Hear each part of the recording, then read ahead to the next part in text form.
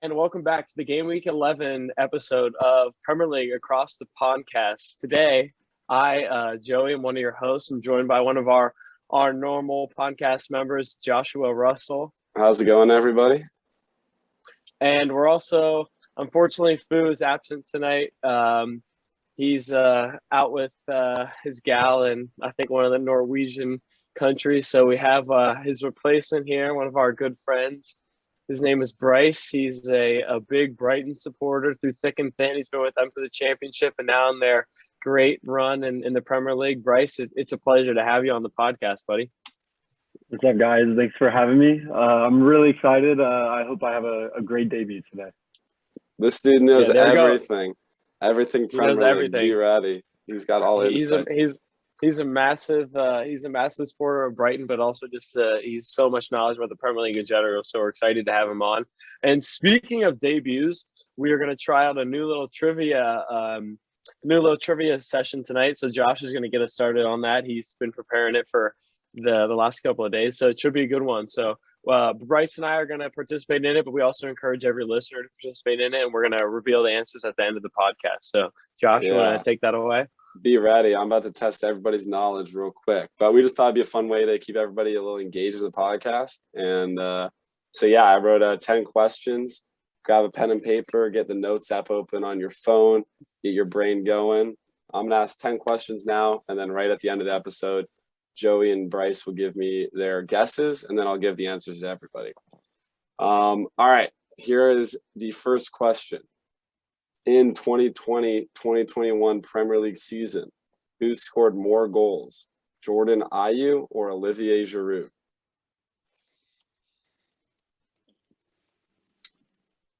Question number 2. Rank these 4 players in number of goals scored in European competitions in just group stage and onward, not qualifying. All 3 of the major European competitions, Conference League, Champions League, Europa League. The 4 players are Aubameyang, Lacazette, Heung-min Son, Harry Kane. So rank those 4 in terms of goals scored in their career in European competitions. So in group stage and on. And onward. Yep. Got it. Wow. Got it. Aubameyang, Lacazette, Harry Kane, and Son. Yep. Okay, once you have them in terms of goals scored, now rank them in terms of appearances in European matches.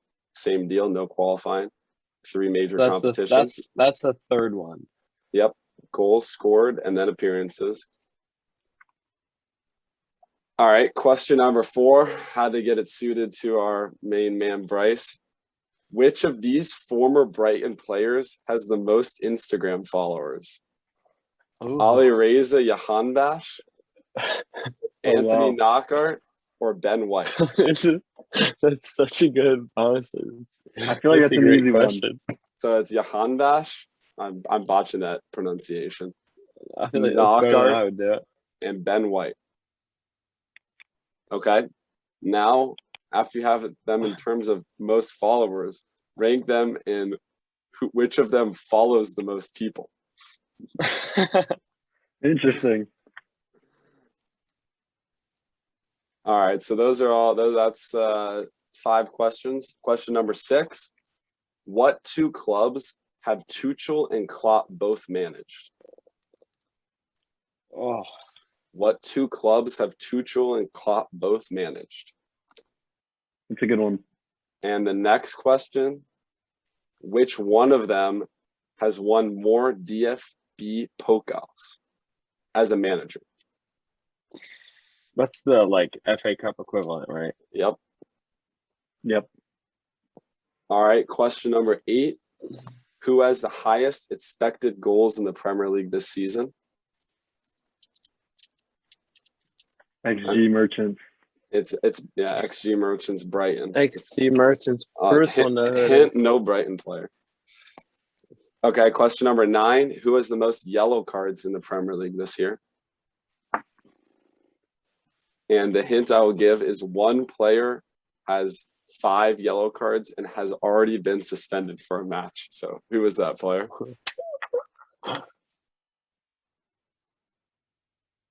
And the last question is, what defender had this career path before coming to the Premier League? His senior career. It's a defender. He went from Lille to PSG to Roma to Barcelona and then to the Premier League. What defender went from Lille to PSG to Roma to Barcelona and then to the Premier League? All right, that's the 10 questions. Feel free to pause whatever you need to do to make sure you get all those. And I will reveal these at the end of the episode, so stay tuned. Wow, those are some good questions. Thanks for that, Josh. Yeah, great questions. All right, so let's move into one of the big headlines from this past week, and it was something we touched on a lot last week, as Fu termed it, coined it the Sakio. Obviously, United come away with a big result at Tottenham Hotspur in North London. Ronaldo showing his class, and you had several pundits saying he was a 2 out of 10 despite his goals, but obviously that's what Ronaldo has done. He's just delivered the final product, and it seems like he's kind of dragging United at the neck right now and just trying to keep them up. But what did you guys think of the match? And Josh, specifically, what did you make of Tottenham's performance? And then we'll go into everything else, the downfall after that. Oh my God, El Sakio champions 2021. That's all I gotta say. In terms of the actual match, I mean, that was tale as old as time from Spurs. 0 shots on target, 90 minutes, man. That's as tough as it comes from us. We seem to love to do that under Nuno, and he got the door. I don't know. I forget who said. I think some of you guys were thinking that he was probably going to get canned if we lost. Either of the managers, and rightfully so was canned. But the actual match, I mean, fair play to United. They nicked their chances. We didn't create enough, and they got it done.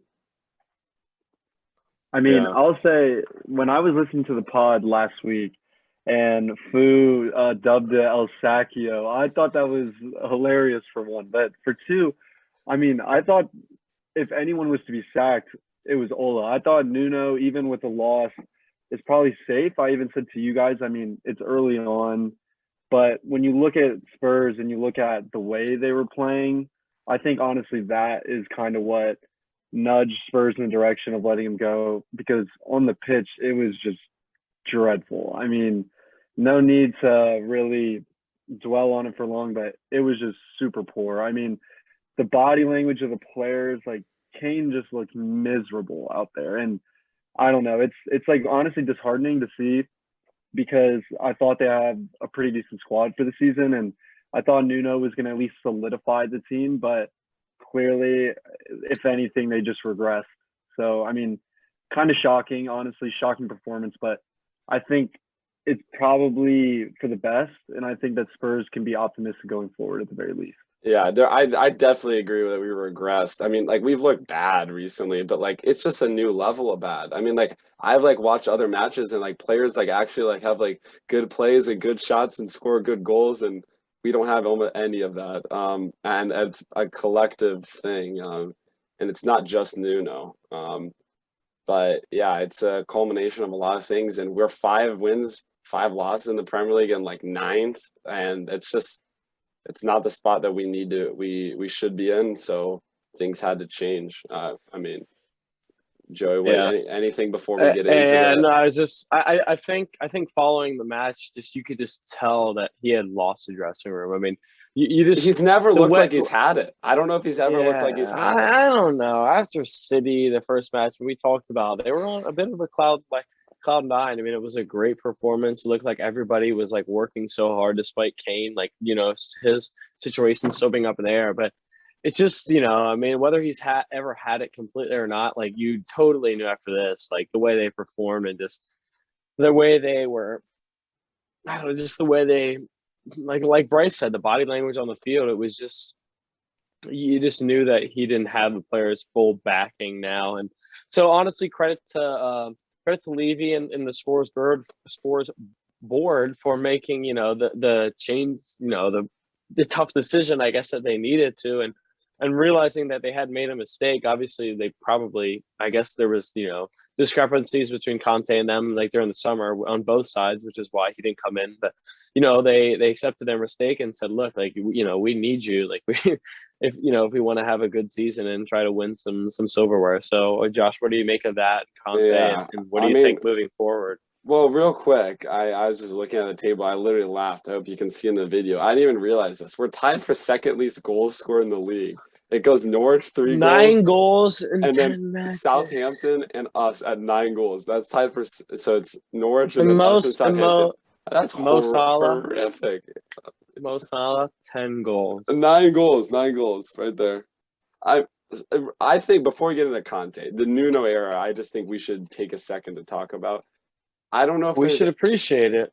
I mean, we should appreciate it. Get out of here. I'm gonna miss him, mate. Like, what is it? What even was that? I mean, that is one of the oddest things I've ever seen in my life.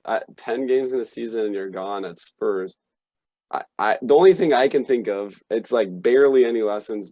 Forget about it. Hopefully, is that clearly he was literally just 7th on the list, and you could tell he was 7th on the list. And I think all of these Premier League clubs, like the big clubs, it is like, it's not just anybody, anything can do it. You need like a whole project, a whole effort, a whole plan. And it's not just something you can just swing a bat at and hope it goes over the fence. Like, you really have to work for it, I think. That's the only lesson I think I can take out of this. Yeah, and Josh, like, it's interesting because, I mean, at the beginning of the season, 3 games, 3 wins, and, you think that they at least have some sort of, like, foundation to build on. And with Nuno, I mean, I don't know. There was signs at the beginning. I thought we were going to see the reemergence of certain players like Dele. There's certain things that were put in place that I thought were at least like attractive ideas, such as like Ndombele coming in and kind of balling out and in certain games. And I don't know. It's just like you said, to your point, I think like, that was an excellent point of he, at the end of the day, was 7th on the list or, far down. And I mean, it was a strange appointment for sure. Like when you first see it and you don't think it's like necessarily a very attractive one, but at least an appointment that can maybe steady the ship. But it didn't clearly. And if anything, Rocky waves. If anything, the ship was having a much worse time. So I mean, think the derbies. I don't know if I'll ever. Honestly, get over that's why. I mean, you have to think about it. That's why, because, and not to cut you guys off, but I mean, for other Spurs managers, obviously, like when you come in right at the beginning of the year, it's kind of easy to, because there's been nothing prior. It's easy to take that blank slate and just think, oh, they started off so well and they were crap, for the next whatever life. So it's easy to point. It was and say, 3 whatever, lucky but, 1-0 wins. That's what it was. Yeah. But you've had managers, honestly, who have maybe not performed worse or like their teams have performed worse for Spurs, but probably in the past that, have picked up maybe less points, but just the way about they were going and doing it most of the games, like it wasn't like they were drawing games. Like it was just, obviously they haven't drawn this year. Undrawables, let's go again. Yeah, undrawables again. But you just have to think like it was sort of that like blatant discrepancy that kind of it just kind of forced the card in the hands of the owners and just, I guess, the board of directors at Tottenham, just to say, hey, look, I mean, this guy's is clearly not what we need right now. And I mean, in a way, I feel bad for Nuno a little bit, just because I'm not sure he really was. He just didn't have that much time, I don't think. As a manager, would probably like going into the preseason and off season and just trying to implement his philosophy and stuff. And obviously, he didn't really get that much time actually at Spurs, but. Just tough. But I mean, that's the way the Premier League is. It's cutthroat. You have to get results whether you're playing pretty football or not. And they weren't playing pretty football, and they weren't getting results. And to go back to the London derbies, I mean, that for the fans, that's such a massive thing too. And like the players, like let's say you beat Arsenal, you win at West Ham, like, and maybe you were to drop another game instead. Like those are still so important for the psyche of the players, just because like those are such big matches, and obviously the fans care so much about them, and it does so much good for the managers long being too, because it's just when you're beating other clubs in London, it's like you almost could give a toss about the rest of the league. And but he didn't get those results, and ultimately he probably got what was coming. So yeah, I think that's a perfect transition because I said in past episodes, I'm never a fan of quick fires, and I think you need to give managers time, and that's why I didn't think Spurs should fire Nuno. However, when you have Conte willing to take the job, yeah, you can't say no, and I think that's what happened. Yeah, you can't.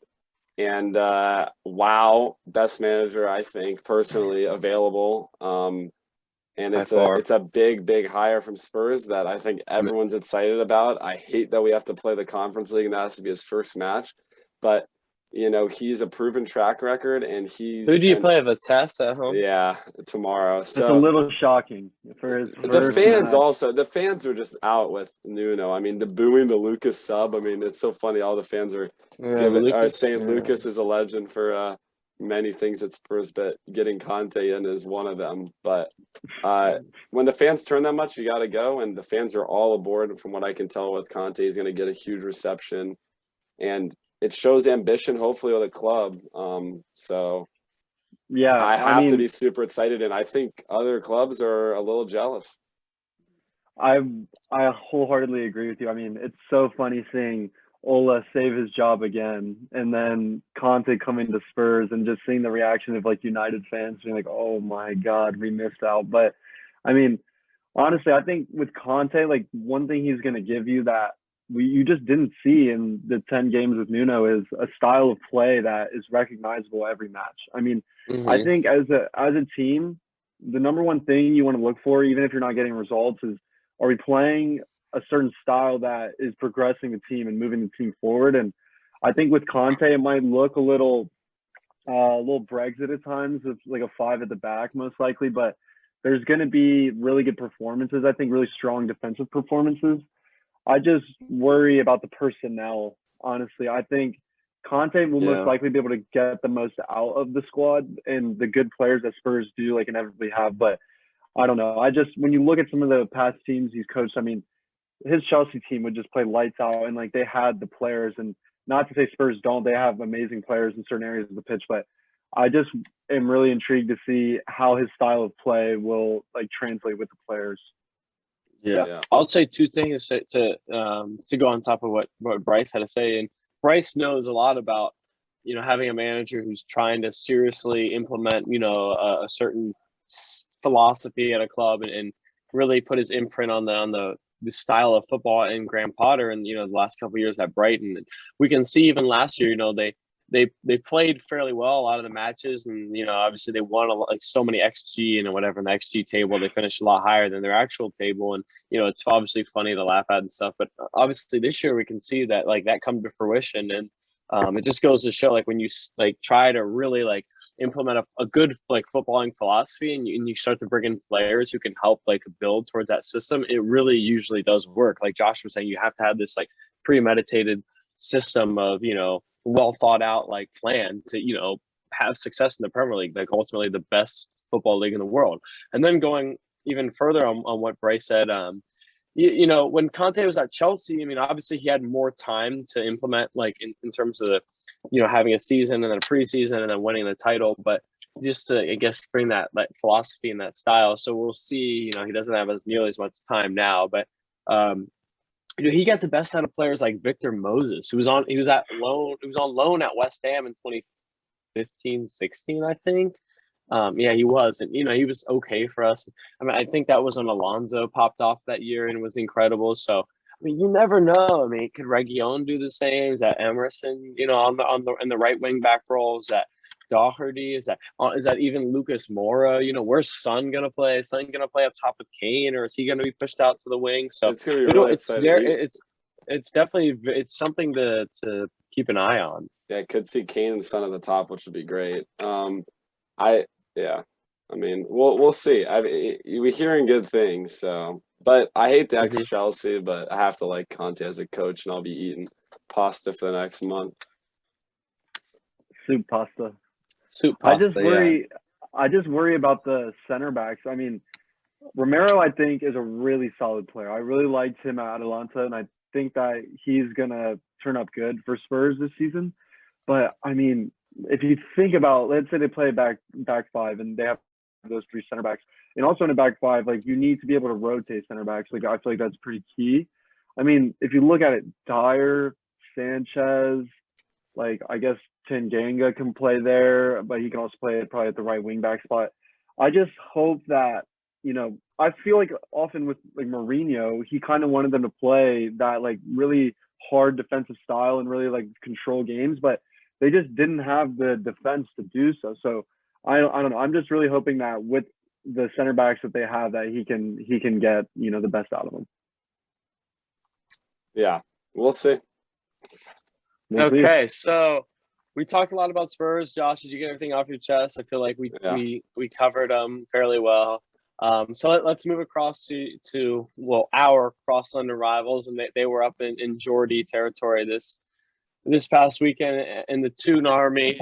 They took business. The league leaders, Chelsea, they dominated. Well, they dominated, but they had most of possession. They had most of the chances. Callum Wilson and St. Maximin didn't really seem to make an impact, and ultimately Reece James, bagged a couple of goals, and then Jorginho, being the selfish fraud that he is, didn't let him take the penalty for the hat trick. So, Chelsea continue to lead the league, and like Chilwell said this past week in the interviews and the press conferences, it's that Tuchel is just, he's coaching the defenders to do the attacking and scoring of the goals, and the attackers to do the pressing and the defending. So it's kind of an interesting system. I don't think we have to speak that much on Chelsea right now because we've discussed them a lot in past weeks. So let's move quickly. Just a quick we have to talk about Palace. I mean, what a result after City. They lost to us in the Carabao Cup midweek, which was obviously a shock result just because they dominate that competition. And then, Palace, they were incredible. Conor Gallagher was just like top class, obviously having the goal and the assist. So what did you guys make of that match?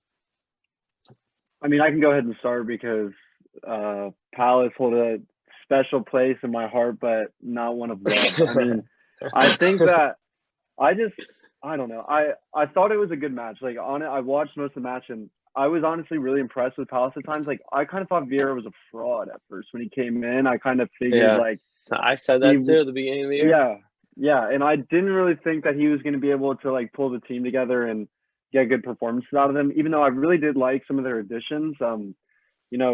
Gallagher is just class. Like he's definitely class, and I hate to say it because like even against Brighton this season, he played like a blinder of a match. And I mean, he just has like this like arrogance about him, not in a bad way though, like a really like a lot of confidence. And he's a really young player. And I think he showed at times at West Brom last season on loan that, he's quality. But with Palace, I feel like he really is able to kind of come into his own because he has good players around him. And, with the red card, that definitely hurts City, but it was funny in the post-game presser with Pep, he's like, we create more with 10 men than Palace do the whole game with 11. And he's not wrong, but that's just salty Pep talking, obviously. But I mean, with Palace, like I think they did really well. Yeah, exactly. I think Palace did really well to kind of control the game after the red, like at least in terms of defending. And, I think that's really impressive in itself, and especially against a City team that can just dismantle you on any day. So good on Palace. I mean, what in the hell is going on with Palace? That's all I have to say. What a hardworking team. Good on them. They have 2 wins this year, City and Spurs. I mean, that's ridiculous. They have 2 losses this year, the same amount as City and West Ham. That's less losses than United. That's an incredible job. It's a good squad. They're not even fully healthy. Brilliant match. Nicked it early. That's exactly what you want going on the road. And they get under your skin a little bit. Zaha is perfect. He did that against Spurs. And City had literally worst nightmare. First half, like somewhat like it's a red card, but it's like it's not, City, it's just like a mental red card kind of thing. And that's literally the recipe to disaster when you're a big team and you're losing. And you can't have that happen. And fair play to Palace. Yeah, I mean, Vieira has honestly proven me wrong. I mean, I said at the beginning of the season he was on fraud watch, and he might be the first one to be sacked. And I want to personally apologize to Mr. Patrick Vieira. I mean, he's been top class this year, and he's known how to get the best out of this Palace squad. And like Josh said, they're not even fully healthy, and they're also very young. So I mean, it's they're definitely an interesting one to watch going forward, and they made some good signings. So all credit to Palace. What did you guys make of the red card? I know that there was a similar situation in the early kick on Saturday where Johnny Evans sort of took down Aubameyang, and I think he received a yellow card, but it was honestly fairly similar. I mean, he could have been seen red for that, but obviously later in the day, Laporte was shown red for that. I mean, did you guys think that was a red card? Did you see the Johnny Evans incident? With Aubameyang? Did you think it was that different? Just wanted to hear that. I didn't see it, but by definition, it's denying an obvious goal scoring opportunity. I feel like we've seen a fair few of those recently. You just can't make a foul in that position, but I have zero problem with it. I think it was a foul, as soft as it is and unfortunate as it is. It's a foul. Yeah. Similar to the Delict one in the Euros for Netherlands. Yeah, Joey, I'm glad you brought up the Evans challenge because, I mean, to me, like when I was watching the game back and the highlights, like, I don't know, I kind of thought that was a red. And I mean, it looked to me like it was a clear denial of a goal scoring opportunity. So, I mean, with Laporte, like you said, it's similar. So, I mean, a red is probably fair, but you just like, especially with teams like City, a red changes the way they play to a certain extent because, you know, obviously they're down a man. So in certain areas of the pitch, they're going to be maybe a little more exposed or maybe not to the ball as much as they'd like. But I mean, I think the red, while it changed the game, Pep wasn't wrong in saying that they still were able to engineer more chances. Yeah. You lost 2-0. Come on now. I don't know. I hate that. Yeah, I mean, they lose 2-0, but at the end of the day, Palace is the better team, but is the red card fortunate? Yeah, I mean, but at the end of the day, that's how it goes.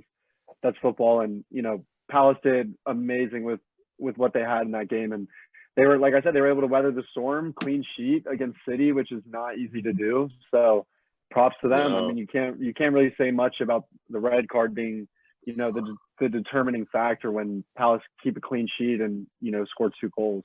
Yeah, that's definitely a fair assessment. And Palace, I think, deserved the full 3 points. And clearly, they kind of like going to City. I mean, obviously, that Andros Townsend strike a couple years ago. I think we all three were at Josh's crib watching that together. So they kind of like it up there at the Etihad. But let's just move kind of another transitional match. We have to give a shout out to our boy, Maxwell Cornet. He's setting the Premier League alight. We were just talking about him too. Yeah, he's like the most non-Burnley player of all time, but yet he is just absolutely balling out. I mean, he could have had 2 goals, and instead he's just like, well, the one was ruled off for offside, and then the other one, I mean, it was brilliantly taken, probably the goal of the match week. Oh, I guess Ronaldo's was incredible, but you know, he's taken the ball down, chopped it onto his weaker foot, and just like put it top bins from outside of the box. So, I mean, quickly, do you guys have anything to say about the Burnley Brentford match? You know, Brentford have kind of a skid lately. That's definitely the first time any Burnley fans seen 3 goals the first half at the Premier League for them at home. Right. Yeah, I mean, you know, to your point, like Cornet, like he's such a like not what you imagine when you think of Burnley, but I think it's kind of refreshing for them to, you know, the players, like they seemed like so excited for him when he got his goal, and I know he had scored in past matches, but they just look so excited, and he's a different type of player than what they have. I mean, they have a few quality players like McNeil. I've always liked. And, you know, I think they have some really solid midfielders. And, I mean, Wood is just such a, like, steady forward as well. But I just like it. He's like a nice, like, change of pace for Burnley. And he kind of brings a different element to that team. So I was happy for him. He scored a great goal. Like you said, probably goal of the match week. Fun fact, I don't know if you guys saw this, but former OSU cornerback Malcolm Jenkins bought a share in Burnley. I don't know if you guys saw that, but I thought that was pretty shocking as well. I mean, hopefully he did his research, but Burnley, they're just one of those teams that I feel like they're always just going to stick around in the Prem and just scrape by. And I mean, like you said, for like 3 goals in the first half, like that's kind of shocking. And especially with, you know, on the other side of things, Brentford, like I'll say at the beginning of the season, I kind of just lumped them in with probably a relegation battle, but I've really enjoyed watching them and the way they played throughout the season, but it was kind of shocking. I mean, they had a few chances, but and they ended up scoring a wonder goal. I don't know if you saw the goal in the second great half. goal. Yeah, amazing well goal. taken. But you would just expect more. And Yeah. to the point of Joey, like they've kind of been struggling as of late, but I still back them to push on and maybe get around a mid-table finish, anywhere from like 14th to 10th. I think they'd probably be really happy with this season. Yeah. Quickly about Brentford, I'm just concerned because Raya. I mean, obviously, the loyal podcast followers will know that I predicted them to stay up and like finish probably 15th. And Josh and Fu had given me stick for that. So obviously I was feeling good about that after the first 6 or 7 matches. But I'm worried because Raya was so good for them, and he's out for multiple months. So I honestly wouldn't be surprised if I don't know when he's coming back, but I kind of wouldn't be surprised if they tried to sign somebody like a free agent. I guess if they could do that, or maybe sign somebody in January, like a better keeper, just because I've seen what can happen, like with Roberto at West Ham a couple years ago, and you have just a horrid goalkeeper, and it can genuinely ruin your season. So I hope for Brentford they get somebody decent, or I think the current keeper is called Fernandez. I hope he kind of improves so we can see, them back to playing good football. Okay, let's go on to Super Sunday, also Halloween, October 31st. We had We're just gonna skip the Seagulls like that? Yeah, I know. We got. Oh, sorry. What am I doing? How could you forget? I'm missing arguably the result of the weekend, the Brighton Super Seagulls. Thank God I'm here, mate. Thank God I'm here. And I know I'm actually genuinely sorry about that, Bryce. I was getting a little bit overexcited to talk about my squad, but let's move to Anfield. Brighton obviously get a I guess sort of shock comeback, down 2-0, and then a Sadio Mane goal ruled out for a handball, and they come back, and Mwepu gets them back in it, and was it Trossard who scored the equalizer? Indeed, it was. Yeah, so take it away. Let us know about the performance and just how massive the Seagulls are. I mean, I'll just say football is just such a wonderful sport for a plethora of reasons, but that game could have been 3-0 and done and dusted in the first half. It was giving me like shades of us playing City the week prior, where City go up 3-0 and you're just like, oh dear God, like this could be horrible. I mean, and also I don't know, hopefully the viewers watch the match because Brighton are huge, but when you're watching and you see us playing in the back. So I think it went from like Motor to Cucurella, like out at left wing back, who plays like Veltman center back, and at this point, like Bobby Sanchez's heels are on like the goal line, and we're playing him the ball, and with a high pressing very team, very casual. Yeah, I mean, and with a high pressing team like Liverpool, like that's just a recipe for disaster. And Klopp actually said in the post game that was his favorite goal of the match, and it was like his favorite goal he's seen in a while. And it's funny because it's literally just Mane sliding in like at 100 miles an hour, trying to nick the ball off Sanchez. And I mean, that's like the effort Klopp wants to see, and that's like the press that he wants. And what a change in fortune for it to get disallowed. And then Mwepu screamer, arguably a cross, but we'll just go with screamer into the back of the net. And they were talking about see it, blinded by the sun. Yeah, that's the agenda they'll push. But Mwepu baller, just absolute rocket cross into the net. But I mean, so when we obviously get the goal back and it's 2-1, things like look good. And I mean, with Brighton, like in the way we've played the past few seasons, and the character that we've shown against like the big 6 sides. I mean, I felt the whole time, especially when we're kind of asserting ourselves into the game, you feel as if we can get a point out of it, and inevitably we did. And I mean, what a goal! Like I encourage people to go look at the second goal. It goes Sanchez, like beautiful ball out to Cucurella, and then like a few passes in the midfield back out. Yeah, he's just absurd. I mean, he's changed our team. Like when you think of like a left wing back, kind of like left mid signing, you don't think about someone who's going to absolutely come in and just change the the team and just what a spark he is. I mean, he's class. He's a class player. And I mean, the goal was Just- brilliant. I mean, what a match. Like I said, when we were kind of asserting ourselves in the second half and Liverpool didn't have much of the ball, which I think is the best way to play against us. You have to control the ball against Brighton. But it was just a beautiful passing sequence, and Trossard, the calmness to slot that home for a 2-2 draw is just amazing. And we could have even had the win, which was insane. Trossard scores, but he was like a half stride offside. But you know, I'm not getting greedy. I loved the character from the boys, and 2-2 I think is pretty fair, even though it could have been awful from the first half. So just really crazy how things go in a football match. Yeah, I know. Just quickly, I think, you know, Cucurella is having sort of that Lamptey-like impact. I mean, it's, and hopefully, knock on wood, you know, he stays healthy.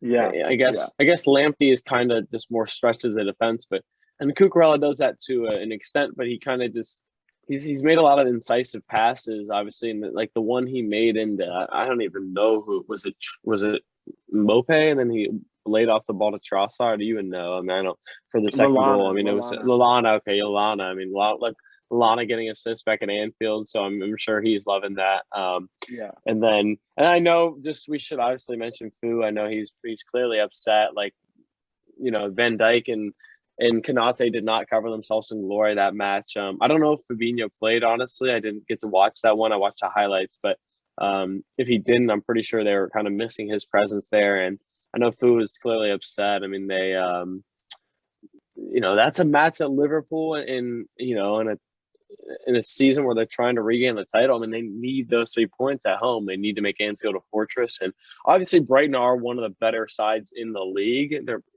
definitely in the top half, but again, you can't afford to lose those, or not lose those, but drop points in those matches. So I mean, it might feel like Brighton, and yeah, for them, I'm sure it does. So especially being up 2-0, being up 3-0, you know, for a space of time, obviously it was taken back, but I'm sure they're gutted. So yeah, those are the points in a title season that you need if you're trying to win it. Mm-hmm. I have to say, go listen to the pod last week. There's a reason I record a podcast. Predicted 1-1 draw, ends 2-2. How about that? Got some shit for that. I'll take it. Brighton are the boys. I knew they were going to get a madness, but it just happens. A little like different than Fu's 5-1 prediction, but so much can happen in a game, and like the ebbs and flows. And credit to Brighton. That's a very well-earned point, and unlucky to not get more. And Liverpool need to go back in the shop and improve their defense, even though the offense is clicking very well. Yeah, and you have to, you know, not only credit Brighton's play style again, but just their mentality, because to come back like that at Anfield is something that's not easy to do. So clearly Potter, you know, is building something special there, and hopefully, you know, that long may that continue, because I genuinely enjoy watching Brighton, and I think, I don't know. I mean, whenever West Ham play them, I want to batter them. But other than that, like, I really kind of do hope well, on Brighton, and wish well on them. So, yeah. Long may he reign. Exactly. All right. Now, should we move on to Super Sunday, or does anybody have any more shouts from the match? Quick shout out just to get in Ramsdale, quality save and impressive win for Arsenal. Definitely look like they've figured out some of their matches and play style in the squad. I have to mention them, unfortunately. Yeah, and just quickly, I mean, Ramsdale had an amazing game, and he was feeling it too. He was loving the match, but just on the other side of things, Leicester, I just don't know what to think about them. I mean, they, of course, they've just been injury riddled, and just, you know, it's poor to feel the squad that you don't feel is your best 11 each week. But I mean, I just don't know what to make of them. I think they still have quality in and around the pitch, but I don't know. I mean, 2-0 to Arsenal, and Arsenal that's kind of growing into their skin more and more each week. It's not necessarily a bad result, but Leicester really did push as well in the second half. So, but you know, we'll just have to see how both their seasons pan out going forward. Yeah. Real quick, I have a couple of things. Actually, I'm glad you guys brought that up. But just regarding the match, so Leicester, Let's go to XG. Leicester accumulated 1.87 XG on 16 shots and 4 big chances, whilst Arsenal only had 0.69 XG on 9 shots and 1 big chance. So I definitely think if you watch the match, Leicester controlled the second half, and they had a lot of pretty good chances.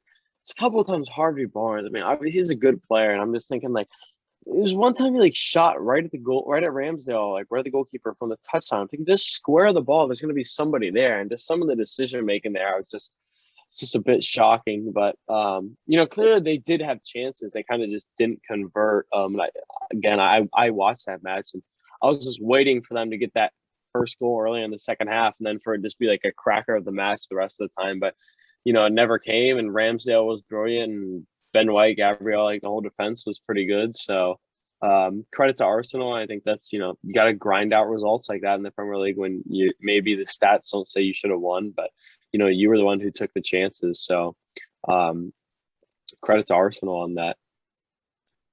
And then, the last thing, everybody was gassing up the Ramsdale save. I thought it was very good, but people were saying it was the save of the season, and I don't know. I mean, I thought it was a good save, a very good save, but I didn't people. I just thought people were gassing it so much. I thought most keepers would have made that save. It just looked a bit dramatic because it was a free kick, and it was going sort of in the corner. I don't know. What do you guys think? I mean, for me, it was corner. I mean, it's a great save. Yeah. It's a great save. I just thought it was people were saying save of the year. I think we'll see several saves better than that. I mean, it's got a lot of airtime, but it was a good save, and it kept them in a great position in the match and definitely helped them win it. And it's a player who's getting a little bit of stick for moving to Arsenal, and why do they get him? And so I have to credit I mean, it was him. an expensive signing. Yeah, you're right. But I mean, I'd argue, I don't know if you guys saw, but his first save against Iheanacho was better to me. I mean, yeah, it was the whole sequence was quality. That shot was curling upper 90, and Ramsdale gets fingertips to it.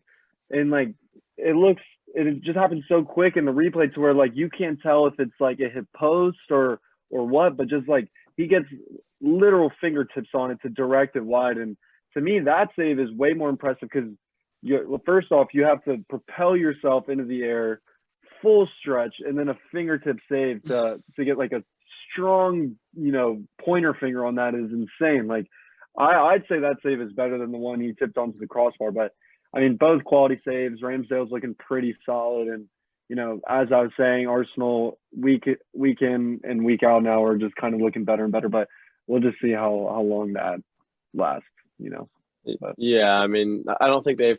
They had some tough fixtures at the beginning, but we'll see how they continue on down the season. I feel whenever we talked about Arsenal, it's just been a we'll see. So they're kind of just like this. And I can see them sort of finishing in that 9 to 6 range, or 10 to 6 range. I mean, 6. They got a good draw in the League Cup against Sunderland. So they get Sunderland. So. Yeah, that maybe they'll win the silverware there, but. And this last thing about Ramsdale, you do kind of have to love him going in the Leicester chant after he booted the goal kick and he goes, "Ooh, yo, shit," that's just quality. Yeah. I mean, that's just, as a football fan, you kind of love to see that. So he seems like a good lad. Okay, now let's go on to Super Sunday. Unless anyone has any objection, finally go. Sorry, I was jumping the gun. Honestly, I'm not even gonna mention give that much airtime to the match at Carrow Road. There was a championship match that was qualified as a Premier League match. An injured Leeds against an absolutely shocking Norwich 2-1. Rafinha kind of ran the match. I'd say Leeds probably were the better side. I was complaining about it in a group chat, and then all of a sudden, 5 minutes later, it kicked off, and there was 3 goals in about 10 or 15 minutes. So. I think that was Leeds' first away win of the season, and they needed the points. So now Norwich drop even farther down the table and farther away from safety. So, like I said, they're the ultimate yo-yo club, and they might set the record for the lowest point total of all time. I think they're still on for it. If you guys don't have anything on them, do you have anything? Just real quick, I would like to add something about Leeds. Like, I mean, Rafinha is just top baller. Like, he is so class. Like, his goal was so well taken, and I mean, he just looks like such a good signing for them. And I mean, I'll be interested to see how long they can hold on to him, because I definitely think bigger things beckon for him. And whether it's in the Premier League, I mean, I don't know about Fu, but I would like to see him at a team like Liverpool where he can just run full speed. He's been linked, yeah. Yeah, and I mean, or maybe a move abroad elsewhere, but he's just a quality player. And Leeds, I think they're frauds for sure, but I mean, he is just they are seriously amazing. banged up right now. I can't call them frauds how they did last year. Yeah, I mean, they're banged up. No, I agree with you, but at the same time, they don't even have Bamford, but yeah. Yeah, I mean, I guess you're right. But I don't know. I just haven't been really impressed with performances. But at the same time, Brighton really drew Norwich, so I can't say much about it. But I mean, Rafinha is quality, and I think they do have a lot of really good players. So we'll have to see. And just one other player that I'm interested to see what will happen with him at Leeds. Dan James gets his first assist of the season. But yeah, it was a good assist. Yeah, I think a decent signing for them. We'll just have to see again how that goes. But I'd like to see him create more and hopefully get on the score sheet for them soon. But that's all I wanted to add. For sure, I think that was important that we at least gave a little bit of light to that match. But now let's move on to the biggest club in all of London, tied for third in the table on points, but in fourth technically on goal difference. West Ham, the Mighty Irons doing the business again. It's kind of typical at Villa. The Academy of Football products, Ben Johnson, 21 years old, and Declan Rice doing the business in the first half, putting us up 2-1 at the half, and then Jared Bowen and Pablo Fornals finishing it off. I just thought it was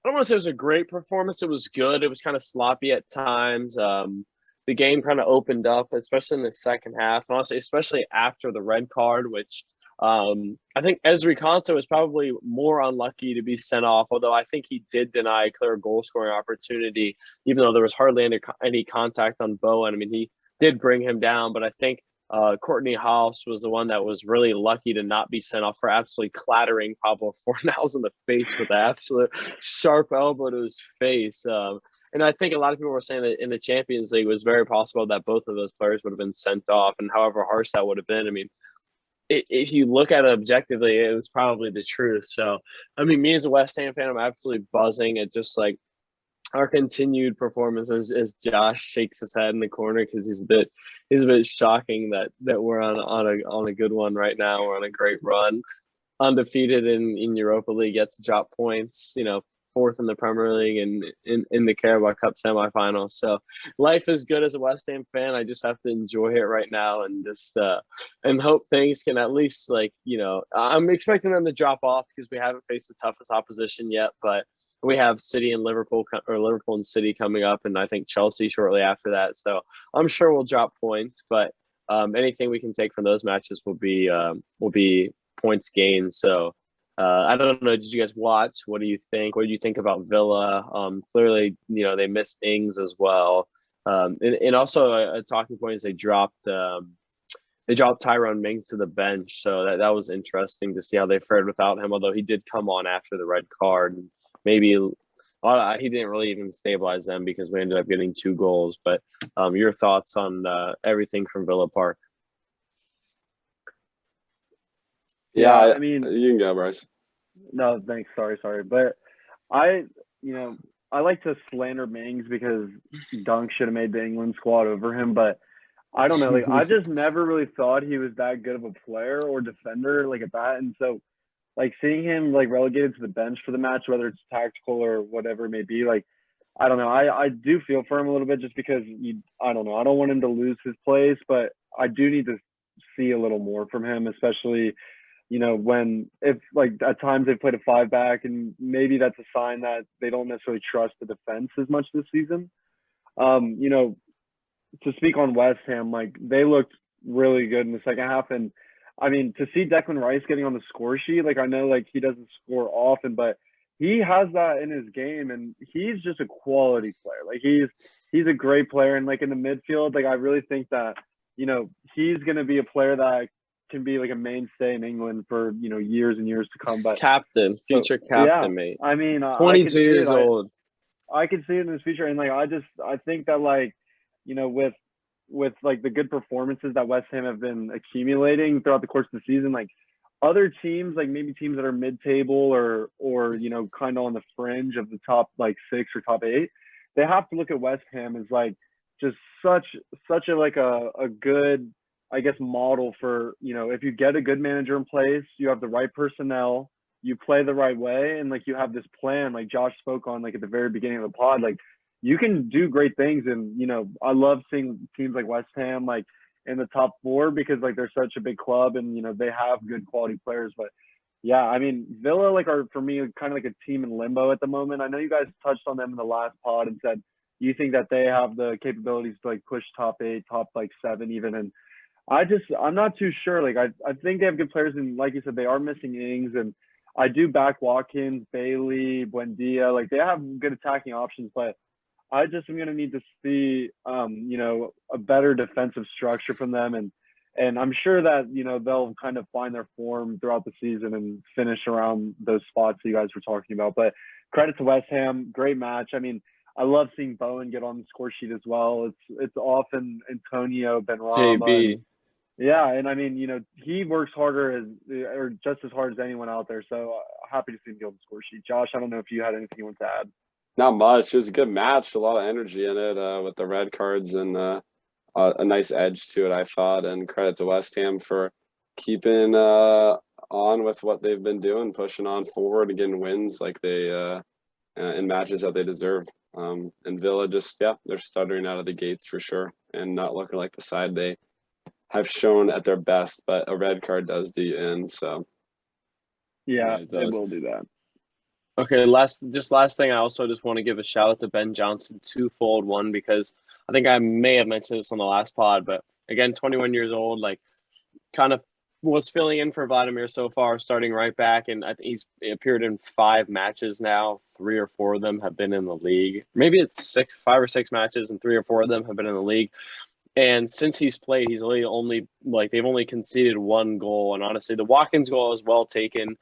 Did kind of hit off of Fabianski, maybe could have been saved. And there was another one where Watkins hit the post after Fabianski got a fingertip to it. But I mean, Ben Johnson is just like kind of helped solidify our defense, has been great. And obviously, he got his 2nd Premier League goal, his first of the season with that.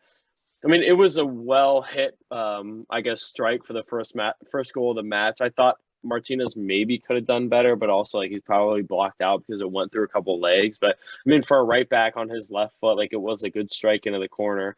And obviously he's done the Bollywood celebration. There was the video of him resurfaced it from him and his like, I don't even know, like I guess primary school years, like doing that. And then Aaron Cresswell told him like, oh, if you score a goal like the day before, he's like, you got to do that celebration. So it was just class to see. And like, it just shows like the vibes of our squad right now are so high and so good. And like, as a supporter, it's just so fun to watch. So I'm just honestly genuinely buzzing. So let's move on. I just quickly cover Monday Night Football. I did not get to watch this match. I did see some highlights. Wolves 2, Everton 1. Good to see Raul Jimenez back in the goals, back in form. It looks like he's, fully accumulated back to, the speed, the physicality, and just the style of the Premier League play. So I'm definitely happy to see that. And Bryce, you want to talk about Bruno Lage and,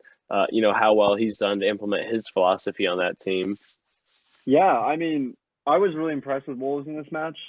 In their last 5, they have 4 wins and a draw, and they kind of started off slow, but the performances were there, and they created a lot of chances. So I kind of figured it was just a matter of time, and obviously that is coming to fruition. Jimenez is a serious player. Like his hold-up play was so class the whole game. They'll put it into his feet, and he'll create the space for himself, shield off defenders, and lay it off, and then they can play a through ball to someone running on, or he'll knock it down with his head and keep possession. He's just class, and his goal was really well taken, and he had a few other chances throughout the game. So I was really impressed with him and Wolves as a team. But speaking on Everton, like they're just, I don't know, like they're just in a decline, and I know that they have had a lot of injuries, but I'm hoping that they can maybe find their form a little bit because I like to see a team like Everton do well as well. But Wolves played really well, and Jimenez, great player, and I'm really happy for him to get that goal. I think it was his first goal at Molineux since like 2019 or something like that. So kudos to him. I hope that he gets a lot more this season.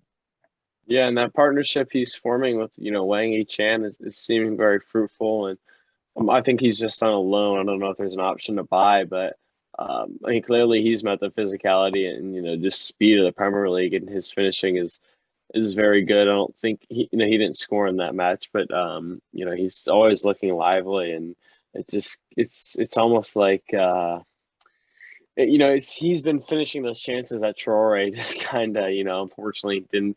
Yeah. He's gotten all those positions, but his just finishing was just not good enough, and it's kind of seeming like they're different players in a sense, but Wang has been finishing those chances. So Josh, what was your take on that?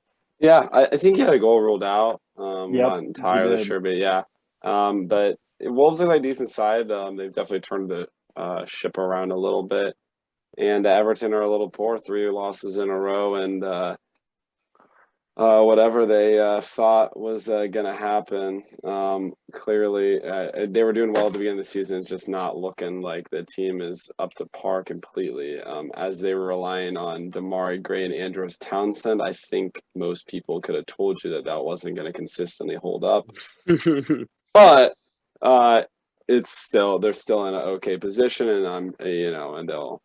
Against the worst teams, they'll do fine. But, I saw a tweet that said Everton were put on this earth to make Spurs fans feel better about themselves.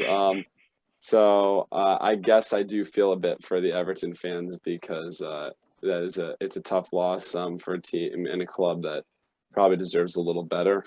But time will tell. And I don't think all is lost. They have been worse recently than they are right now. Yeah, and again, not to beat a dead bush, but they're waiting. The DCL is such a big part of that squad, and it's just, absolutely. He is how they. It's like I am not even going to use metaphors, but they just like he is the center of that squad, and without him, it's just they kind of lack that figurehead. So and they're getting we'll have to wait. They're getting Richarlison back, so hopefully he'll come up good with some goals here soon for them as well. But yeah, the attacking options did look pretty thin. I mean, Damari Gray started off amazing and looked really good, and I mean, hopefully they can find some goals. But interesting match on Sunday, Spurs Everton. We'll have to see how that goes. I mean, yeah, like with Conte's first game in charge in the Prem for Spurs, and Rafa and his team struggling a little bit. I think it has some interesting storylines, so we'll just have to see how it plays out. Yeah, big weekend ahead. Before we get to the quiz answers, Manchester derby. I think some United fans are a little hopeful because they've had recent success. I would not be so sure. I think I see City being victorious there. And the main man Cornet. No Pogba either in that match, right? Yeah, he's still suspended. The main man Cornet going up against. He's gonna ruin Chelsea, mate. The first place lads. And then we got West Ham Liverpool. That's West Ham Liverpool, arguably as big of a match as the Manchester derby. So, Fu versus Joey, a little podcast on podcast violence. So that'll be a fun one to watch. A little podcast derby. Yeah, it's gonna be great. I mean, it's gonna be a great weekend, and I'm really excited with the different matches. Like, just to talk a little bit about City United, I wouldn't be so sure. I mean, United just come up good in this weirdest moments, and against the City team that they have had success against, especially on the counter. I mean, I could see.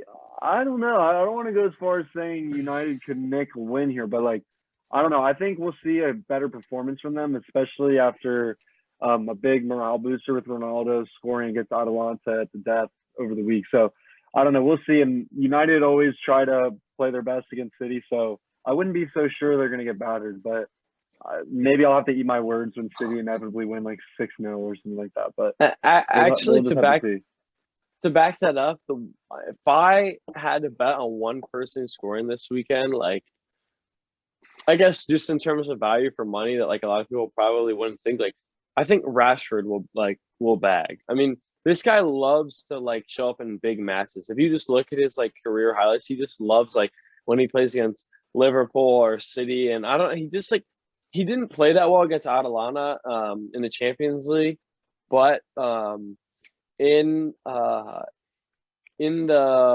who they play in the well, against Spurs and even in the match before, he looked lively. Just getting in behind and Bruno has been so good at playing in those balls this year. So I could definitely see Rashford bagging and making the game a little bit more interesting. So, and also like I think we just give a shout to John Stones. Like, what is that partnership with Ruben Diaz going to look like? Obviously, it was so good last year. He's kind of been pushed out of the squad after a long summer with England, with Aymeric Laporte, being in good form and having a good relationship with Diaz. But now Stones, he has that opportunity to get back in and reestablish that incredible defensive run that him and Diaz and the rest of the City defense had last year. So I think that's another thing to keep an eye out, how they perform together this weekend. Yeah, tough own goal in the Champions League today for Stones off his face. Yeah. But all right, get on to the quiz answers. Let's do the quiz. Go on the quiz. Let's do it. All right, so question number 1: who had more goals, Ayew or Giroud? What do you guys think? I know the answer. It's Olivier Giroud because Jordan Ayew has scored about 1 goal in his last 35 appearances for Crystal Palace. He was horrible last season, so I put Giroud as well. I mean, I just remember him being shocking. I mean, and Giroud could have played 2 matches and he would have scored Giroud 4 goals in 748 minutes. Oh my God. Ayew 1 goal in 2,096 minutes. Oh no! Tough scenes on him. Though I will say, I was looking at his stats, and he has great underlying stats for his work rate on defense, and so I have to credit Ayew a little bit there, but not the great goal scoring tally that he would hope. For me, no. Question number 2 is who has most goals European competition? What are you guys thinking in between the Arsenal and Spurs strikers? So I'll go first. Go ahead.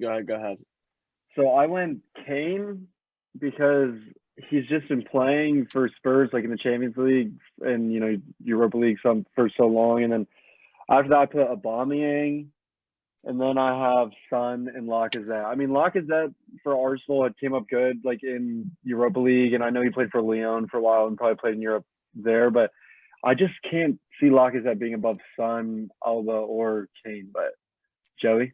I mean, this was a great question. Honestly, I genuinely have no idea. I literally feel like we have the opposite answers. I literally put Lacazette first because I was like, wow. I just feel like he might have bagged for Lyon that's Olympique Lyon. Yeah, I'm really not sure. And then I just had Son because I like Leverkusen. I feel like they were probably in the Champions League when he was there. I could be so wrong, but I feel like he probably would have bagged. And then Alba, at Dortmund, he definitely was the figurehead there for a while after Lewandowski. So I feel like he he could be first while we know. Yeah, I don't know why I just put Kane last. I just didn't really know, to be honest. So I don't know. It wasn't hating. I was just kind of there. It's your guesses. Yeah, you never know. You don't know if my bias is here or not.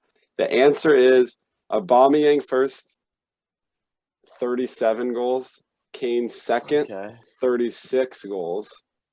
Laka third, 27 goals. Son fourth, 23 goals. So Abba, Kane, Laka, Son. There are 14 goals apart in total. And great question, honestly. And number of appearances. What do you guys think? Go ahead, Bryce. I had a similar ranking. So I have Alba first though in this one. Kane second. And then I have Lacazette and then Son. Because I was just trying to factor in, their past teams and if they played in Europe. But I don't know. I'm not feeling too hot now after that first one. So what about you, Joey? I'm not feeling it hot either. I have no idea where this is going to go. Again, I have Sun first just because, like, honestly, I don't know why. I have him there. So I don't know why. Like, assumed he was in the Champions League a lot with Leverkusen, like, but I'm not really sure. And then I just had Lacazette because I feel like anytime, Lyon were in Champions League or Europa League, he definitely played. And then I had Abba, and then I don't know why I put Kane in last again. Like, but I just did. Like, so anyways. Kane Stonewall last. He's always been a little bit banged up. He's last. Yeah, that's kind of why. Because like when Spurs made Champions League final, like Kane had played a lot of those matches. So, yes, sir. Yeah. And he shouldn't have played in the final either. Morris should have started. Hurt. That's another. It's Abba 75 appearances, Lacazette 67 appearances, Son 64, Kane 62. So they're all. But they were all close. 13 wasn't again. Yeah, it wasn't. Yeah, very close in both. Yeah, I thought you guys it would be a little test to see how much you value their other appearances and their age, because they're all somewhat similar and whatnot. All right. In terms of Brighton Instagram followers, what are you guys thinking? I mean, I'll start it off. It's got to be Ali J. Like has to be. He's an Iranian legend. Yeah, they all follow him. Like they all. I wrote down Ben White, and I was like, no. It's got to be Ali J. I mean, he has the whole country of Iran probably follows him on Instagram. You guys did not bite any bait there. I couldn't get you there. You are completely correct. He has 1.7 million followers. Wow. Not even close. That's so many followers. Credit to him. Build the brand and get some sponsorships there. Iran supports their people. Who do you guys think between Knockaert and Ben White? I'll tell you what. What is it? Wait, what was the next question? It was who did No. In terms of who between them have the most Instagram followers, Knockaert and Ben White. I'd say Ben White again, because of the English tax. I'd say Ben White because of the English tax. But I think Knockaert, like, I mean, he was like a really big player at Brighton, like, club legend, honestly. And I don't know, but I'd have to say Ben White just because of England. I'm going Knockaert. Like, he was championship player of the year a couple of times, so maybe that got him some clout or some shit. I have no idea. Plus, he's like played for a couple big clubs in Britain. So, yeah, I'll just go with Anthony. It's Ben White, 417K. The Gooners don't mess around. Ooh. And then Knockaert, tiny ass following, 42.4K. I know some Galdem at Ali OSU J is a baller. More followers than 42K. I'm Galdem. All right. So then, who follows the most people? This is just a banter question. Oh, this is the one that I was thinking. I'm pretty sure Knockaert follows the most people, or maybe Ali J. If Ali J can be involved in that, but it's probably Knockaert. I put Ben White because I figure Ben White's a big follow back kind of guy. He wants to follow for follow. It's Knockaert. He follows 807 people. He's been around a fair few clubs, so he must have a lot of friends. And then Ali Reza with 512 and Ben White with 421. Small circle for Ben White. All right, on to the next question. What two clubs did Klopp and Tuchel both manage? As they're both German, what clubs? I know this one, Joey. I think I know him. Obviously, it's definitely Dortmund, and then is it Mainz? Is that the other one? Yep, nice. Yeah, Mainz and Dortmund. They've both been there, and they've both had success. What about the DFB Pokals, though? Oh, this is another great question. I like the little themes. I have no idea. I just put Klopp. I put Tuchel. I think Tuchel won it at Mainz, but that doesn't sound right now that I'm saying. I mean, I think he did though. I'm gonna go with Tuchel. I'm gonna stick with my answer. The answer is they both have one. They both won one at Dortmund. Neither of them have an edge. All right, and then next question is who has the most XG expected goals in the Premier League this season? Joey, I think I already asked you this, so you have a little cheat. Yeah, But well, Bryce, I knew the answer. I didn't know the answer. Bryce, you you have know? to admit, I knew the answer. So I don't know the answer, but I think my best shout would have to be. I put Salah, but like that's just obvious because he gets so many chances, and like I feel like I just heard the stat a few days ago. Like I don't know, it might be like Antonio or someone. I would say Salah, no question. I think Joey said that too in the first glance. Somehow No, it's but I not knew him. it wasn't him. Joe, I I knew don't it know. wasn't I him. don't know exactly how. I took this off of fbref.com. It's a great Yeah, site there for are stats. different. There are different. I don't know exactly how they XG, collect their XG. It could be. accumulators. This could have been non-penalty, but I don't think it was. I think it was just in general XG. It's not Salah and it's not Antonio. Joey, you want to tell us who it is?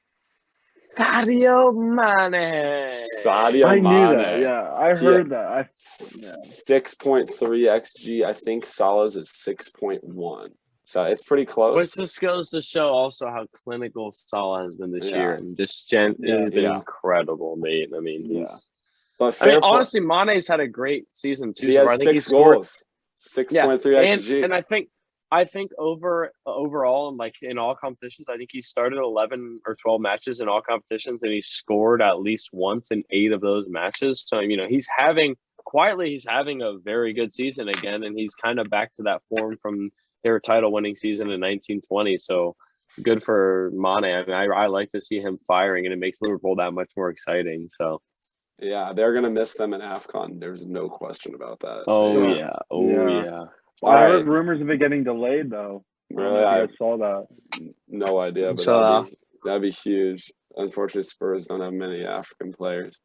What player has 5 yellow cards? Anybody know? honestly, I genuinely. This is a tough one. I actually did know he was suspended because of fantasy, and some people had him. Very few, but some did. But I would have forgot it off the top of my head. I'm gonna go. Oh, sorry. I think I lagged out, but it's the first time it's happened for me on the podcast. But I just said like I don't think Fernandinho's played enough matches, so I just genuinely have no idea. I was asking Bryce like, what do you think? You I'm said interested Eric to hear. I Peters? said it's probably I said like Eric Peters or like Matthew Loudon. Like it's got to be some Burnley fodder. But go ahead, Josh. Answer is Emmanuel Denise for Watford. He's got 5 yellow cards and he's got suspended. This is a fair warning. There is a fair few. I hope you guys are listening. All of you Premier League players with 4 yellow cards. There's at least like 6 players on 4 yellow cards through fucking 10 matches. Yeah. So do not get suspended. They have to wait till like it's like game week 18 or 19, then they get carried over to 10. But a fair few. I know like Brownhill, I'm pretty sure for Burnley is on 4. So that was Brownhill, my bench fodder. Decent shot for Bryce there. And then anybody know career path defender Lille, PSG, Roma, Barcelona, and then Premier League. Yeah, anybody was it's able a French to player. on this one? That's one It's clue. got to be a Lille. Yeah, that was one of the clues. With Lille to PSG, I mean, it's a French player. And then I was just racking my brain, but like, I don't know, like, I mean, I don't know. Like, it's a good one, honestly. I honestly don't know. I guess my best is he actively in the Premier League right now? Yes. Who's your shout, Bryce? I don't know. I mean, Barcelona, like Digne never played there. I don't know. I mean, At Barca? Yeah, he did. Digne? Yeah, that's what I wrote. Digne, but I don't think it really is because I don't think He he's did play at PSG. Barca. Okay, then I'll just go Digne. Yeah. I don't know. I'll just go Digne. Oh my God, you guys absolutely nicked that. A little bit of teamwork, right back and forth. Wow, he was at Nice PSG. one. I didn't know that. Joey. I had no idea. Yeah, either. I knew. I wrote him down. Honestly, I didn't know anybody else. Right, I didn't think he was at PSG to be honest, or Lille. That's but class. That's class. Nice job, go guys. on.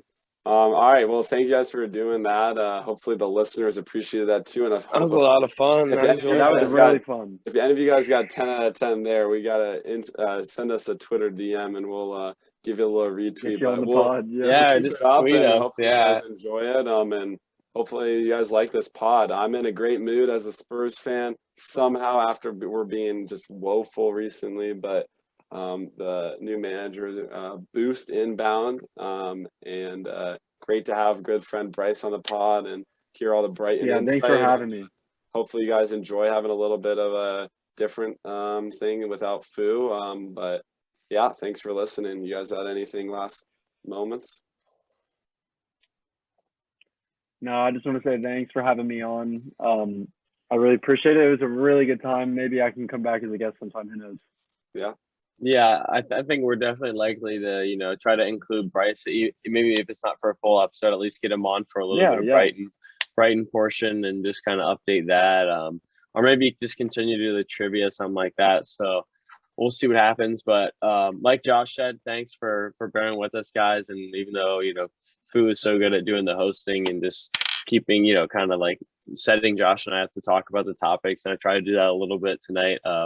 Definitely not nowhere near his ballpark and how good he is at that. So obviously we missed him, but we're looking forward to next week and getting him back and to talk about, how West Ham battered Liverpool, hopefully, and how there was an exciting match in the Manchester Derby. So we'll see what happens. Hopefully the Premier League provides once again and just does what it does. And after this weekend, we do have an international break, so our least favorite time of the year. But it will be exciting because the U.S. men's national team does host Mexico in a big World Cup qualifying match, and it's in Cincinnati, Ohio, where I live. So I will be attending to watch the U.S. probably break my heart, but we'll see what happens. So again, thanks for listening, everybody. Hopefully the Premier League is another exciting weekend coming up, and come on you Irons, and thanks for watching the Across the Pondcast. Yeah, engage in our Twitter at PL Pondcast. Share with your friends, retweet, like, and comment on our posts. Thanks, guys. Thanks, guys.